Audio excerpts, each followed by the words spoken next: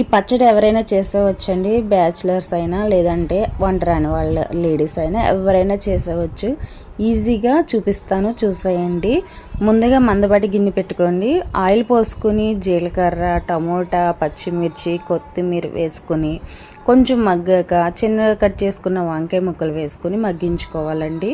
ఇవి బాగా మగ్గడం కోసం కొంచెం సాల్ట్ వేసుకుని మగ్గిస్తే బాగా మగ్గుతాయండి.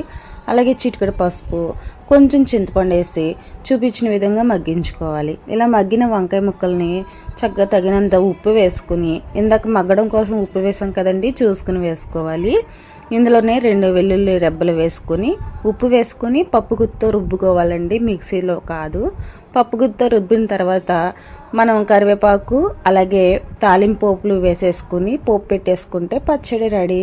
చాలా బాగుంటుందండి. ఒక్కసారి మీరు ట్రై చేయండి. ట్రై చేసి మీకు ఎలా వచ్చిందో కామెంట్ చేయండి. వీడియో నచ్చితే లైక్ చేయండి.